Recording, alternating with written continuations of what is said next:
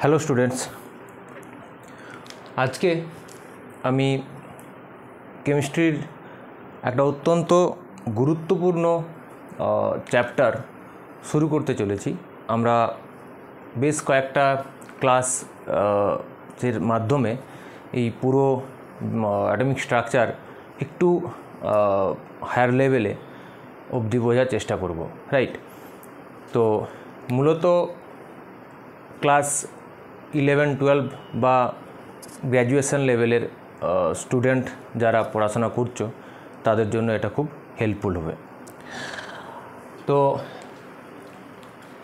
আজকে first class এই চ্যাপ্টারের, আমরা এই ক্লাসে শুধুমাত্র এর ইন্ট্রোডাকশনটা আলোচনা করব পুরো অ্যাটমিক স্ট্রাকচারের। তো এবং ধীরে ধীরে আমরা আরও বেশি ডিটেলসে আস্তে আস্তে শিখব। সো শুরু করা যাক। এখন অ্যাটমিক স্ট্রাকচার কথাটার মধ্যে বোঝা যাচ্ছে যে বাংলায় একে বলা হয় পরমাণুর গঠন, অর্থাৎ আমরা পুরো এই চ্যাপ্টারে পরমাণুর স্ট্রাকচার বা গঠন সম্পর্কিত ভাবনা চিন্তা বা সমস্ত কিছু আলোচনা করব। এখন এই অ্যাটম ওয়ার্ড কোথার থেকে আসলো? এই অ্যাটম ওয়ার্ড মনে করা হয়, এটা ধরা হয় যে অ্যাটম ওয়ার্ডে এসছে অ্যাটমস, অর্থাৎ একটা গ্রিক ওয়ার্ড অ্যাটমস থেকে। এটা একটা গ্রিক ওয়ার্ড যার ইংলিশে মিনিং হচ্ছে আনকাটেবল, যাকে কি করা যায় না, আর কাট করা যায় না, ভাঙা যায় না। তো এই অ্যাটমস থেকে অ্যাটম কথাটা এসছে, কিন্তু সেই সময় অ্যাটম অ্যাকচুয়ালি কি, অ্যাটমের বেসিক আইডেন্টিফিকেশান ডেফিনেশন কি, সেই সময় কিছু জানা যায়নি। First atom actually what actually the atom is, প্রথম আমাদেরকে জানিয়েছিলেন বিজ্ঞানী জন ডাল্টন, রাইট? আমরা হয়তো অনেকে জানো ডাল্টনের পরমাণুবাদ। তো জন ডাল্টন 1803 তিনি তখন বললেন যে অ্যাটম হচ্ছে একটা পদার্থের স্মলেস্ট এবং ইনডিভিজিবল পার্টিকেল। অর্থাৎ একটা পদার্থকে যদি আমরা, ধরা যাক এই পেনটা, এটা তো একটা পদার্থ, যদি এটাকে আমরা ভাঙতে থাকি, একটা সময় আসবে যে এটাকে আর ভাঙা যাবে না। তো সেই কণাটাকে, সেই ক্ষুদ্রতম কণাটাকে ডাল্টন বলছেন পরমাণু, রাইট? তাহলে ডাল্টনের কথা অনুযায়ী পরমাণু হচ্ছে the smallest particle of any matter, এবং এটা হবে ইনডিভিজিবল, যাকে ভাঙা যাবে না। লেটার অন বেশ কিছু এক্সপেরিমেন্টাল ওয়ার্কস অবজারভেশনের পর জানা গেল যে পরমাণু অ্যাকচুয়ালি অ্যাটম ইনডিভিজিবল নয়, এটা পরমাণুকে ভাঙা যায়, পরমাণু ডিভিজিবল। যখনই পরমাণুকে ভাঙা গেল, যখন এক্স-রে আবিষ্কার হলো, পরমাণুকে ভাঙা গেল, তখন একটা পরমাণু সম্পর্কে একটা নতুন একটা এরিয়া, নতুন একটা দিক খুলে গেল আমাদের সামনে। তখন ভেরিয়াস কোশ্চেন্স আমাদের মাইন্ডে আসতে শুরু করলো যে পরমাণুকে যেহেতু ভাঙা যায়, তো এর মধ্যে কি আছে, রাইট? তো একটা বেশ কিছু এক্সপেরিমেন্টাল অবজারভেশন, যেগুলো এখানে আমরা আলোচনা করব না, এগুলো নিচু ক্লাসে হয়তো আছে, দেখা গেল যে পরমাণুকে যদি ভাঙা যায়, greater than 35 types of sub atomic particle, right?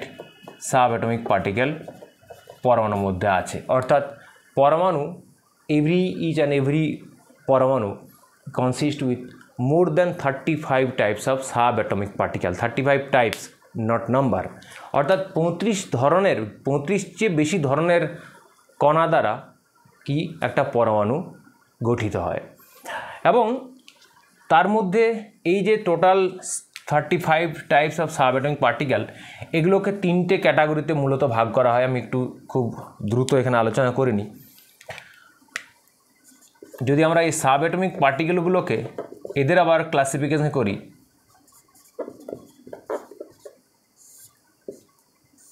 they can be classified into 3 category: stable, unstable and composite. Stable particle কারা না, স্টেবল পার্টিকেল হচ্ছে প্রোটন যাকে আমরা 1p1 এইভাবে দেখাই, ইলেকট্রন -1e0 এভাবে দেখাই, অ্যান্ড নিউট্রন 0n1। এই প্রোটন, ইলেকট্রন, নিউট্রন এরা হচ্ছে স্টেবল পার্টিকেল। আনস্টেবল কারা? আনস্টেবল পার্টিকেল সেগুলোই যে পার্টিকেলগুলো পরমাণু থেকে বেরোনোর সঙ্গে সঙ্গে ডিমিন্স হয়ে যায়, অর্থাৎ তারা টু মাচ আনস্টেবল, অর্থাৎ শর্ট লিভ, মানে খুব কম সময়ের জন্য তাদের এক্সিস্ট করে, তারপর তাদের এক্সিস্টেন্স থাকে না, সেগুলোকে আনস্টেবল পার্টিকেল বলা হয়। অনেক আনস্টেবল আছে, আমরা কয়েকটা করে এখানে উদাহরণ দিচ্ছি জাস্ট ফর এক্সাম্পল। পজিট্রন, তাছাড়া মেসন, তাছাড়া নিউট্রিনো, অ্যান্টিনিউট্রিনো অ্যান্ড সো অন, আরও অনেক আনস্টেবল পার্টিকেল আছে। কম্পোজিটের মধ্যে পড়বে কারা? যেমন আলফা পার্টিকেল, আমরা যে রেডিওঅ্যাক্টিভ পার্টিকেলগুলো, ডিকেতে পার্টিকেলগুলো জানি, আলফা, বিটা, গামা, তার আলফা পার্টিকেল। ডয়টেরিয়াম 1H2, এরা হচ্ছে কম্পোজিট পার্টিকেল। এখন এই কম্পোজিট বিষয়টা কি? স্টেবল আনস্টেবল তো ব্যাপারটা বুঝলাম, তো composite, what actually composite particle is?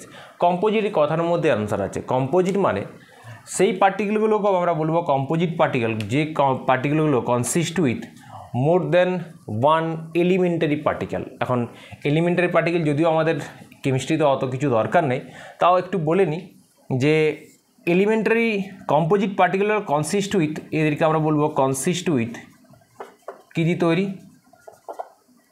With কার সাহায্যে? 1 or more কি, সরি 2 or more কি এলিমেন্টারি পার্টিকেল দিয়ে তৈরি। এখন এলিমেন্টারি পার্টিকেল আমরা এখানে এই প্রোটন, ইলেকট্রন, নিউট্রনকে এলিমেন্টারি পার্টিকেল হিসেবে ধরবো। যেমন ধরো যদি একটা ডয়টেরিয়াম হয়, একটা এক্সাম্পল নিই। ডয়টেরিয়াম কীভাবে তৈরি হতে পারে? কম্পোজিট কীভাবে হতে পারে? কার কম্পোজিট হতে পারে না 1H1, একটা প্রোটন আর একটা নিউট্রন। দেখো, একটা প্রোটন একটা নিউট্রনকে যদি অ্যাড করে দেওয়া হয়, আমরা ডয়টেরিয়াম পেয়ে যাব। কিন্তু যদি অ্যাকচুয়াল ফিজিক্সের অনুযায়ী আমরা দেখি, তাহলে কিন্তু এই প্রোটন, নিউট্রন এরাও হচ্ছে কম্পোজিট পার্টিকেল, এদেরকেও কম্পোজিট পার্টিকেলই বলা যায়। এখানে আমরা এইভাবেই ভাগ করব কেমিস্ট্রিতে, কিন্তু যখন ব্রডার পার্সপেক্টিভে, কিন্তু অ্যাকচুয়াল বিষয়টা বলে রাখি যে কম্পোজিট পার্টিকেল কিন্তু এরাও, প্রোটন, নিউট্রনও। কারণ অ্যাকচুয়ালি এলিমেন্টারি পার্টিকেল কারা না, যেমন হচ্ছে বোসন পার্টিকেল, তাছাড়া তোমার কোয়ার্ক, তো লেপটন, এগুলোকে বলা হয় এলিমেন্টারি পার্টিকেল। আমি তোমাদের নলেজের জন্য বলছি, কিন্তু মনে রাখা আমাদের এখানে আমরা এইভাবেই শিখব। Composite particle, alpha, deuterium, stable, unstable, এরা। এই হচ্ছে আমাদের যে টোটাল 35 ধরনের যে পার্টিকেলগুলো এমিশন হয় বা পার্টিকেল বেরিয়ে আসে অ্যাটমকে ভাঙলে, সেই পার্টিকেলগুলোকে আমরা 3টে ব্রড ক্যাটাগরিতে ভাগ করেছি: স্টেবল, আনস্টেবল এবং composite, along with some example.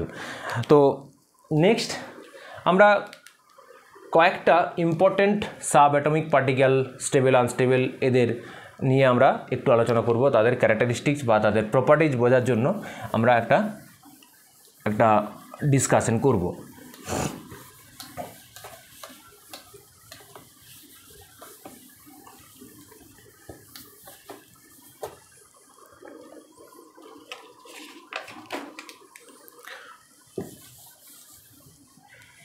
এখানে আমরা লিখব নেম মিন্স কোন সাব অ্যাটমিক পার্টিকেলটা নিয়ে আলোচনা করতে চলেছি সেই নেম, তার সিম্বল, চার্জ,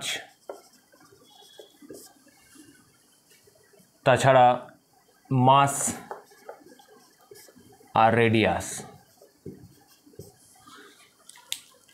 ফার্স্ট আমরা আলোচনা করব ইলেকট্রন নিয়ে। ইলেকট্রন এর সিম্বল আমরা জানি প্রত্যেকেই, -1 E0 এইভাবে লেখা হয়। চার্জ ডেফিনেটলি নেগেটিভলি চার্জড এবং এর ভ্যালু কত, -4.8 × 10⁻10 ESU ইলেকট্রোস্ট্যাটিক ইউনিট। তাছাড়া যদি একে কুলম্বে বলি তাহলে হবে 1.6 × 10⁻19 কুলম। মাস, ইলেকট্রনের মাস আমরা জানি প্রত্যেকেই খুবই কম, 9.11 × 10⁻31 কেজি। এখানে মাথা রাখবে এই মাস হচ্ছে রেস্ট মাস, একটু পরে আসছে এই বিষয়টা কি। 9.11 × 10⁻31 কেজি। আর রেডিয়াস মোস্ট প্রবলি 2.8 × 10⁻13 সেন্টিমিটার। একটু ক্রস চেক করে নেবে যদি একটু এই ভ্যালুটাতে ভুল থাকতে পারে বা যদি রং থাকে। তাছাড়া বিভিন্ন বইয়ে বিভিন্ন রকম থাকে একটু। নেক্সট হচ্ছে প্রোটন। প্রোটন এর সিম্বল কি? এর সিম্বল হচ্ছে +1p1 বা 1h1ও বলা যায়। এর চার্জ হচ্ছে এক্স্যাক্টলি সেম উইথ ইলেকট্রন, কিন্তু সাইনটা উল্টো, পজিটিভলি চার্জ 4.8 × 10⁻10 ESU। ভ্যালুটা সেম, শুধু তার সাইনটা আলাদা, বা এটা বলতে পারো 10⁻19 কুলম। মাস, প্রোটনের মাস তো ইলেকট্রনের চেয়ে অনেক বেশি, almost 1838 Times greater higher than electron, 1.6725 into 10⁻24 হচ্ছে, বা 27 করলে কেজি হয়ে যাবে, 27 কেজি। আর এর রেডিয়াস হচ্ছে ভ্যালুটা অলমোস্ট 1.2 × 10⁻1.2 × 10⁻13 সেন্টিমিটার। আচ্ছা, এখানে এর পাশাপাশি একটা ইনফরমেশনও দিয়ে দিই, কে ডিসকভার করেছে, ডিসকভার্ড বাই। ইলেকট্রন ডিসকভার করেছিলেন জে থমসন,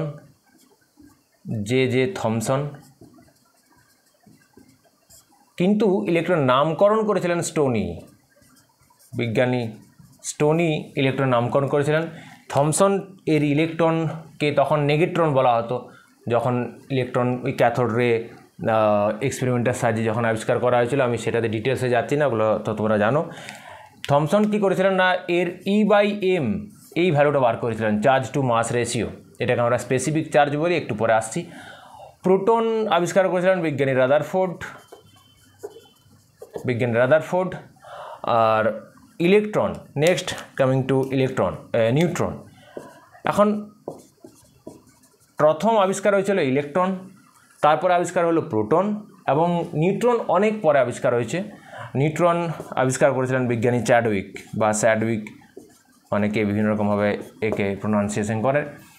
এর সিম্বল হচ্ছে 0n1, এর চার্জ তো 0, মাস নিউট্রন হচ্ছে সবচেয়ে ভারী, 1.67 × 675 × 10⁻27 কেজি। এর রেডিয়াস প্রোটনের রেডিয়াসের অলমোস্ট সেম। নেক্সট আমরা যে সাব অ্যাটমিক পার্টিকেলটার নাম লিখব সেটা হচ্ছে পজিট্রন। এই পজিট্রনকে আমরা পজিটিভ ইলেকট্রনও বলতে পারি। পজিট্রনকে আমরা কি বলতে পারি, or you could say positive electron. এখন পজিটিভ ইলেকট্রন কি, কারণ কি, কেন পজিটিভ ইলেকট্রন বলা হয় না, পজিট্রন এবং ইলেকট্রনের মধ্যে বেসিক ডিফারেন্স হচ্ছে শুধু চার্জের সাইন, আদারওয়াইজ এভরিথিং সেম। যেমন এর সিম্বল হচ্ছে +1 E0, এর চার্জ হচ্ছে +4.8 × 10⁻10 ESU। যদি কুলম্বে বলা হয় তাহলে ডেফিনেটলি +1.6 × 10⁻19 কুলম। এর মাস সেম 9.11 × 10⁻31 কেজি। তাহলে আমরা কি দেখতে পাচ্ছি, রেডিয়াসও এক্স্যাক্টলি সেম, ইলেকট্রনের সঙ্গে একই সেম। তো এখানে শুধুমাত্র কি দেখতে পাচ্ছি যে ইলেকট্রন হচ্ছে নেগেটিভলি চার্জ আর পজিট্রন হচ্ছে পজিটিভলি চার্জ, তার জন্য একে আমরা বলি পজিটিভ ইলেকট্রন। আদারওয়াইজ সমস্ত কিছু সেম, চার্জের সাইন বাদ দিলে পজিট্রন এবং ইলেকট্রনের মধ্যে অ্যাজ সাচ কোনো ডিফারেন্স নেই। তো এইগুলো পজিট্রনের গল্প। পজিট্রন আবিষ্কার করেছিলেন অ্যান্ডারসন। নেক্সট যে সাব অ্যাটমিক পার্টিকেলটা আমরা লিখব সেটা হচ্ছে মেসন পার্টিকেল। মেসন পার্টিকেল আবার দুরকম হয়, একটা পাই মেসন, সিম্বলিক্যালি বলতে গেলে pi and mu meson. Pi meson আবিষ্কার করেছিলেন বিজ্ঞানী কেমার, মিউ মেসন আবিষ্কার করেছিলেন বিজ্ঞানী ইউকাওয়া।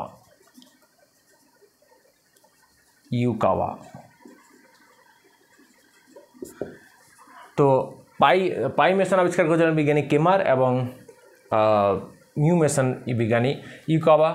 চার্জ এদের মিশনের চার্জ নেই, এরা 0 চার্জের। আর এদের যদি মাস বলা হয়, এদের মাসও অলমোস্ট নেই, এদের চার্জ বা এদের মাস অলমোস্ট এদের নেই। সরি, মেসন হতে পারে, মেসন হচ্ছে এক সেকেন্ড, মেসন নিউট্রাল পজিটিভলি বা নেগেটিভলি চার্জ যে কোনো হতে পারে।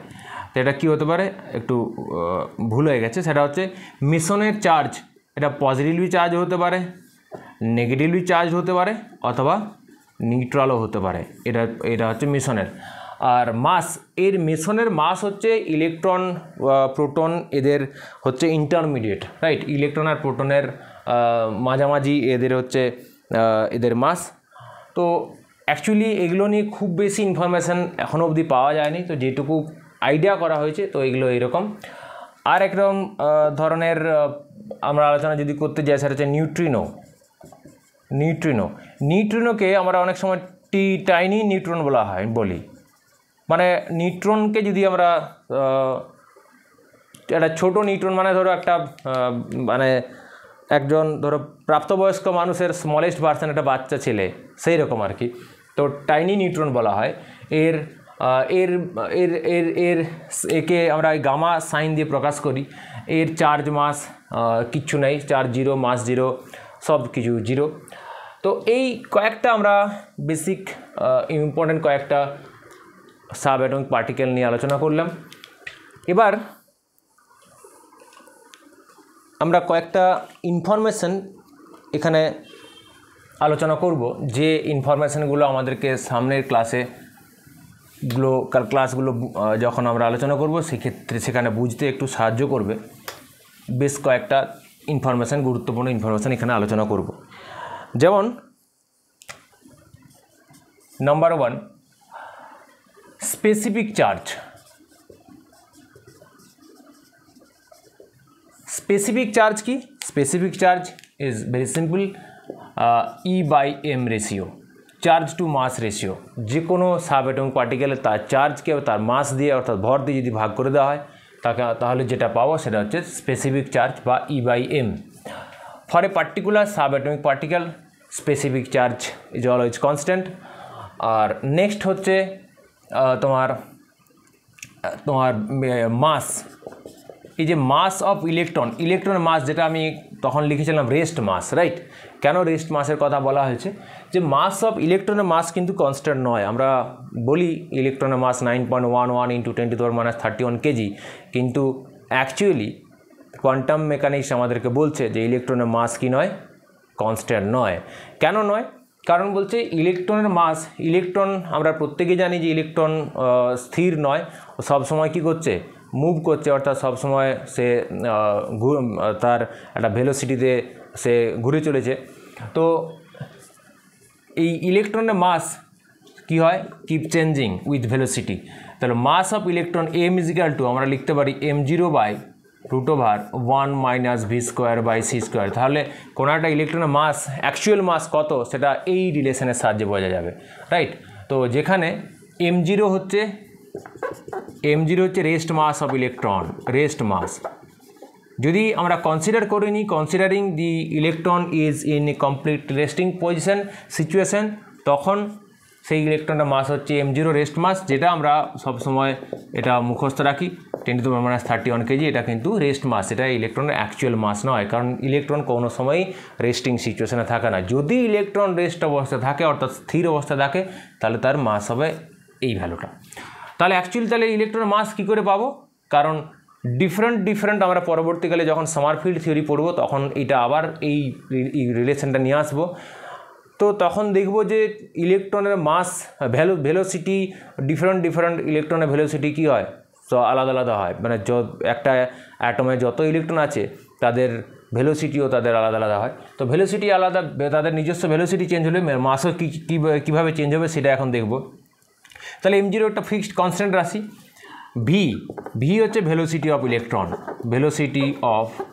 ইলেকট্রন। কেন চেঞ্জ হয় না হয় সেটা আমরা তখনই আলোচনা করব। ভেলোসিটি কেন চেঞ্জ হয় তার ডেফিনেটলি রিজন আছে, প্রপার রিজন আছে, আমরা যখন সামারফিল্ড থিওরি পড়ব তখন জানবো। সি হচ্ছে ভেলোসিটি অফ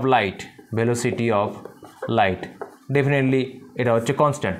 তাহলে এই যে এই রিলেশনের মধ্যে except V all the other parameters are constant.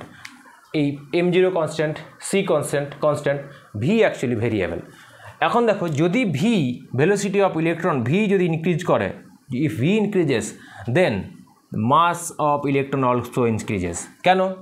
তার কারণ দেখো, ভি যদি বাড়ে, জাস্ট ম্যাথামেটিক্যাল নলেজ দিয়ে ভাববো, যদি ভি বাড়লে এই রেশিওটা বাড়লে এই ভ্যালুটা কী হবে, কমে যাবে, এই 1 মাইনাস করলে কমে যাবে। যত এটা কমে যাবে, অর্থাৎ নিচেরটা যত কমে যাবে, তাহলে এই এম এর মান কী হবে, তত বাড়তে থাকবে। তো সিম্পল, ভি বাড়লে এম বাড়তে থাকবে, অর্থাৎ ইলেকট্রনের মাস ফিক্সড নয়। ভেলোসিটি, কোনো একটা ইলেকট্রনের ভেলোসিটি যদি আমরা বাড়াতে থাকি, সেই ইলেকট্রনটার অ্যাকচুয়াল মাসও কী হবে, বাড়তে থাকবে। এটা হচ্ছে ইলেকট্রনের মাসের গল্প হলো। আর একটা ইনফরমেশন তো আমি বলতে তখনই কথায় বলেই দিয়েছি, বা তোমরা অনেকেই জানো যে মাস of proton is near about 1838 times mass of electron। একটা প্রোটনের ভর একটা ইলেকট্রনের থেকে অলমোস্ট 1836, 37, 38 বিভিন্ন জায়গায় বিভিন্ন রকম ইনফরমেশান পাবে। তো 1840ও কোথাও কোনো জায়গায় বলে, তো এক্সাম মোটামুটি সব একই। তো এত গুণ ভারী, অর্থাৎ বুঝতে পারছো একটা ইলেকট্রনের তুলনায় একটা প্রোটন কত বেশি ভারী। এই হলো এই কয়েকটা ইনফরমেশান আমার এখানে দেওয়ার ছিল। আচ্ছা, আরেকটা ইনফরমেশান দিয়ে দিই যে আউট অফ যে স্টেবল এলিমেন্ট, আমরা অলরেডি সাবঅ্যাটমিক পার্টিকেল যেগুলো আমরা আলোচনা করছিলাম, প্রোটন, ইলেকট্রন এবং neutron is the heaviest. Already একটু আগে দেখলাম যে নিউট্রন হচ্ছে সবচেয়ে ভারী এবং heaviest stable subatomic particle. Neutron হচ্ছে হেভিয়েস্ট আনস্টেবল। এখন কনফিউশন হয়ে গেল হয়তো, আনস্টেবল সাবঅ্যাটমিক পার্টিকেল। কি কনফিউশন? যে আমরা একটু আগে নিউট্রনকে স্টেবল ক্যাটাগরি রাখছিলাম, এখন আবার আনস্টেবল বলছি। বেসিক্যালি স্টেবল সাবঅ্যাটমিক পার্টিকেলগুলোর মধ্যে থেকে নিউট্রন হচ্ছে সব থেকে আনস্টেবল। মানে ইলেকট্রন, প্রোটন, নিউট্রনের মধ্যে এরা তিনটা স্টেবল ক্যাটাগরির মধ্যে, মানে এদের এক্সিস্টেন্স আছে, এদের প্রপার্টি স্টাডি করা যায়, অর্থাৎ এক্সিস্ট করে, কিন্তু তার মধ্যে সবচেয়ে কম সময় ধরে এক্সিস্ট করে নিউট্রন হচ্ছে সবচেয়ে এদের মধ্যে আনস্টেবল। এবং এটা কি হয়, ভেঙে গিয়ে একটা নিউট্রন ভেঙে গিয়ে কি হয় না, একটা প্রোটন তৈরি করে, প্লাস একটা ইলেকট্রন তৈরি করে, আর প্লাস এটা নিউট্রিনো, রাইট। তো নিউট্রন কি হয়, ডিসইন্টিগ্রেট টু প্রোটন অ্যান্ড ইলেকট্রন। তো এই হচ্ছে ইনফরমেশানগুলো দেওয়া ছিল। এবার আমরা মূল জায়গায় আসার চেষ্টা করব ধীরে ধীরে, সেটা হচ্ছে অ্যাটমিক স্ট্রাকচার। এখন দেখো, অ্যাটম তো জানি কি, অ্যাটমকে ভাঙলে কি কি পাওয়া যায় সব কিছু বোঝা গেল। এখন প্রশ্নটা হচ্ছে যে অ্যাটমের মধ্যে যে সাব অ্যাটমিক পার্টিকেলগুলো আছে, ইলেকট্রন, প্রোটন, আমরা মূলত ইলেকট্রন, প্রোটন, নিউট্রন নিয়ে আলোচনা করব। বাকিগুলো আপাতত আমাদের ইম্পর্টেন্সের মধ্যে নেই। আমাদের এখানে মূল আমরা যাকে ইম্পর্টেন্স দেবো সেগুলো হচ্ছে সেই তিনটে sub atomic particle, stable, electron, proton এবং নিউট্রন। বাকিগুলো আপাতত আমরা ওভারলুক করব। এখন এই যে নাও দ্য কোশ্চেন উইচ অ্যারাইজেস, সেটা কি, যে ইলেকট্রন, প্রোটন, নিউট্রন তো পাওয়া গেল পরমাণুকে ভাঙলে। এখন প্রশ্ন হচ্ছে এদের পরমাণুর ভিতরের যে অভ্যন্তর বা তার ভিতরের সিনারিওটা কেমন, অর্থাৎ এখানে যে ইলেকট্রন, প্রোটন, নিউট্রন আছে, এরা কি একসাথে থাকে বা এদের কি কোনো আলাদা আলাদা পজিশন আছে, মানে ব্যাপারটা একটু ভেবে দেখা যাক। যে ধরা যাক একটা ফ্যামিলিতে, বাড়িতে ধরা যাক তোমার আমার যে কারো বাড়িতে আমাদের যে ফ্যামিলি মেম্বার্সরা আছে, তো তারা তারা বাড়িতে কোথায় থাকে, তাদের স্পেসিফিক প্রত্যেকের নির্দিষ্ট জায়গা আছে, তাদের স্পেসিফিক রুম আছে। তো সেইটা যদি জানতে হয় তাহলে ডেফিনেটলি আমাকে ভিতরে ঢুকতে হবে যে এইটা ওর রুম, এইটা তার রুম, এটা তার রুম। তো তবে গিয়ে তো আমরা এর অভ্যন্তরে স্ট্রাকচারটা বুঝতে পারবো। কিন্তু মুশকিল হচ্ছে পরমাণুর ক্ষেত্রে মুশকিলটা হচ্ছে এই, কোনো বাড়িতে তো খুব সহজেই তোমার বন্ধুর বাড়িতে গিয়ে ঢুকে তুমি দেখতে পারো, কিন্তু মুশকিল হচ্ছে পরমাণু এত ক্ষুদ্র যে তাকে খালি চোখে তো দেখতে পাওয়াই যায় না, পরমাণুকেই দেখতে পাওয়া যায় না। ইনফ্যাক্ট কোনো শক্তিশালী অণুবীক্ষণ যন্ত্রের সাহায্যকে দেখা যায় না। তো তাহলে পরমাণুকেই যদি দেখতে না পাওয়া যায়, তার ভিতরের গঠন তো প্র্যাকটিক্যালি দেখা খুবই মুশকিল। তাহলে এখানে কি উপায় না, এখানে কিছু মডেল বা কিছু হাইপোথেটিক্যাল মডেল বা হাইপোথেটিক্যাল স্ট্রাকচার দেওয়ার চেষ্টা শুরু হলো time to time, from Thomson model to আজকের যে কোয়ান্টাম মডেল, সব হাইপোথেটিক্যাল, কাল্পনিক। তো কেউ বলছেন পরমাণু সামথিং লাইক দিস, কেউ সামথিং লাইক দ্যাট। তো সেইগুলোই আমাদের মূল এখানে কাজ। আমরা পরপর ওগুলো প্রত্যেকটা আলোচনা করব, এবং প্রত্যেকটা মডেলের each and every model has some importance and also has some limitations. এখন সেইগুলো এবং লিমিটেশনগুলোকে ওভারকাম করার জন্যই আবার মডিফাইড মডেল বা অন্য কোনো মডেল এসছে। তো এখন ফার্স্ট যে মডেল, সেই মডেলটা দিয়েছিলেন বিজ্ঞানী থমসন, রাইট? বিজ্ঞানী থমসন, তার জন্য আমরা বলি থমসন মডেল। এখন এই থমসন দিয়েছিলেন, আমি যদি একটু টাইম ফ্রেমটাও দিয়ে দিই তাহলে আমাদের কাছে বুঝতে সুবিধা হবে কীভাবে টাইম টু টাইম কীভাবে গ্র্যাজুয়ালি ডেভেলপমেন্ট হয়েছে। 1904 থমসন কি বলছেন, থমসনের মডেলটাকে অনেক সময় একে ওয়াটারমেলন বা তরমুজ মডেল, और একে প্লাম পুডিং মডেলও বলা হয়। কেন থমসন কি বলছেন না, থমসন বলছে যে থমসন কনসিডার করেছেন যে পরমাণু একটা সুষম গোলক, রাইট? এবং সুষম গোলক তাছাড়া আরও যদি আরও একটু ডিটেলসে বলা হয়, পরমাণু হচ্ছে একটা ধনাত্মক আধানগ্রস্ত সুষম গোলক। এক কথায় ধনাত্মক আধানগ্রস্ত সুষম গোলক। বাই দ্য ওয়ে, যখন থমসন মডেল দেন তখন প্রোটনকে আইডেন্টিফাই করা যায়নি, এটা কিন্তু মাথায় রাখবে। তখন কিন্তু প্রোটন কি আইডেন্টিফাই করা যায়নি, কিন্তু একটা আইডেন্টিফাই করা গেছিলো যে ইলেকট্রন যেহেতু খুঁজে পাওয়া গেছে, ইলেকট্রন নেগেটিভলি চার্জড, আবার আমরা প্রত্যেকে জানি পরমাণু হচ্ছে নিস্তড়িত, তার মানে ডেফিনেটলি নেগেটিভলি চার্জকে নিউট্রাল করার জন্য ডেফিনেটলি পরমাণুর মধ্যে পজিটিভ চার্জও আছে। তো তখন পরবর্তীকালে ওই পজিটিভ চার্জ হিসেবে প্রোটনকে করা হয়েছে, সেটা অনেক পরে রাদারফোর্ড যখন এস্টাবলিশ করেন, কিন্তু তার আগেই থমসনের মডেল দেওয়া হয়ে গেছে। তো যাই হোক, তখনও কিন্তু কি হয়নি না, প্রোটন সম্পর্কে ডিটেলস কোনো জানা যায়নি, কিন্তু হ্যাঁ এই আইডিয়াটা ছিল যে নেগেটিভ চার্জ যেহেতু আছে তাহলে সেম অ্যামাউন্ট অফ পজিটিভ চার্জও ডেফিনেটলি সেখানে আছে। তো এই থমসন কি বলছেন যে পরমাণু একটা তোমার একটা সুষম গোলক হিসেবে তুমি যদি কল্পনা করো, সেই সুষম গোলক হিসেবে যদি পরমাণুকে কল্পনা করা হয়, এবং এবং এটা পজিটিভলি চার্জড, এবং এখানে ইলেকট্রনগুলো তিনি বলছেন ইলেকট্রনগুলোর ভিতরে কি আছে, সাজানো সুসজ্জিত করা আছে। এটা হচ্ছে থমসনের মডেল। যেমন ধর লাইক তরমুজকে যদি একটা গোলাকার তরমুজকে কেটে দেওয়া হয়, তাহলে দেখা যায় ভিতরে যে বীজগুলো আছে সেগুলো যেন একদম খুব সুসজ্জিত অবস্থায় আছে, মানে ওয়েল অর্গানাইজড ওয়েতে অ্যারেঞ্জ আছে। তো সেইভাবে ওগুলোকে আমরা ইলেকট্রন যদি ভাবি, আর তরমুজের পুরো হোল তরমুজটাকে যে একটা পজিটিভলি চার্জড ভাবি, তাহলে থমসন মডেলটা সেই রকমই।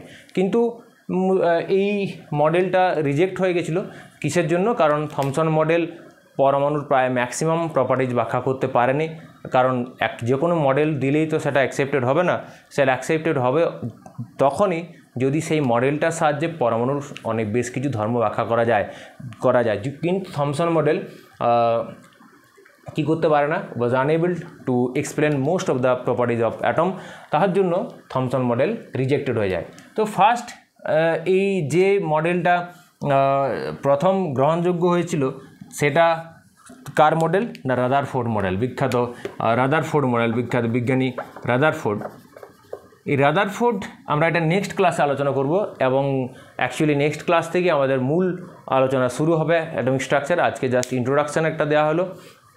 এই রাদারফোর্ডের মডেলটা অ্যাকচুয়ালি পুরোপুরি হাইপোথেটিক্যাল নয়, এটা একটা এক্সপেরিমেন্টের ভিত্তিতে এক্সপেরিমেন্ট রাদারফোর্ড একটা এক্সপেরিমেন্ট করেছিলেন, যেটা আমরা আলফা স্ক্যাটারিং বা অনেক সময় গোল্ড প্লেট স্ক্যাটারিং বলি।